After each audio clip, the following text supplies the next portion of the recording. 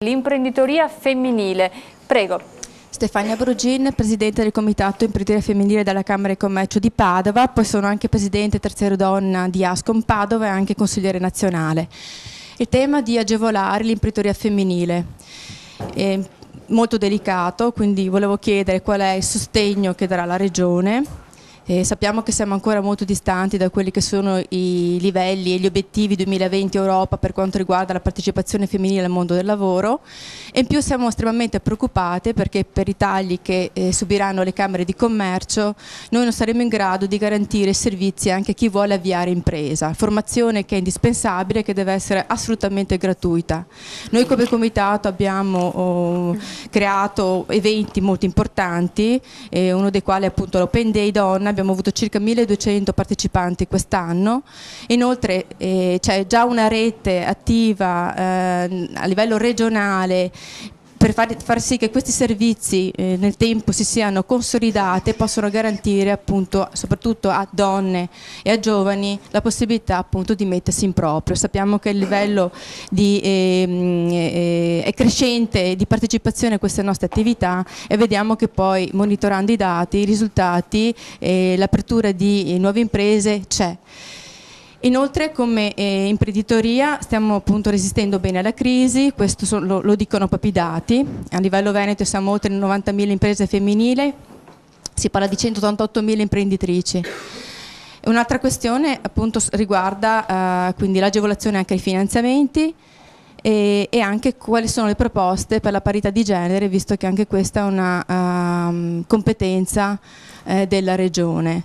Tutti temi importanti richiederebbero anche molto tempo e spazio, ma eventualmente anche nelle prossime puntate sicuramente potremo trovare il tempo e il modo di approfondirli. Prego Alessandra Moretti. Magari ecco, ci scambiamo poi anche qui i riferimenti, perché mi piacerebbe su questo tema entrare proprio nel merito e nel dettaglio. La disponibilità è assoluta, tra l'altro sono anche qui con Giovanna Tosato che è un'altra collega, oltre che presidente di un'associazione di categoria e collega del comitato. Siamo appunto a testimoniare la forte preoccupazione. Guardi, io intanto il massimo apprezzamento perché voi state facendo un lavoro straordinario. Lo dico proprio da donna, rivolgendomi a delle imprenditrici donne che stanno, secondo i dati anche da lei citati, resistendo meglio alla crisi.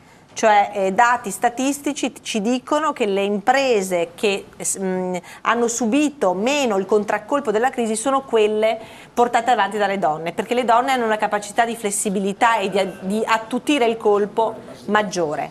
Detto questo, intanto cercare delle agevolazioni e soprattutto degli aiuti facendo sì che le donne possano fare impresa. E torniamo al discorso di prima, i servizi alle famiglie. Noi non possiamo pensare che la Regione si disinteressi del problema dell'infanzia e quindi di fatto crei condizioni poco favorevoli alla maternità, ai servizi, ma anche allo sviluppo dell'intrapresa da parte delle donne.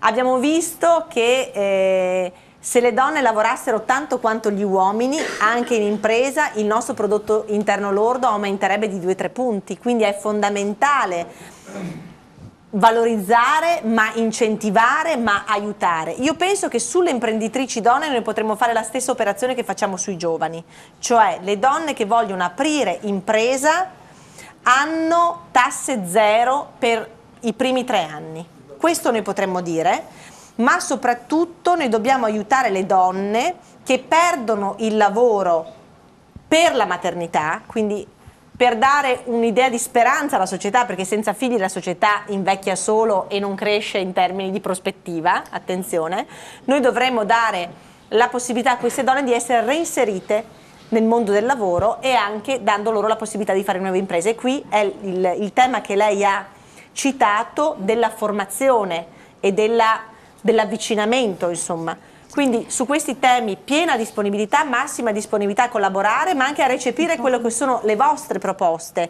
perché voi sicuramente ne avete molte. Sì, ne abbiamo molte.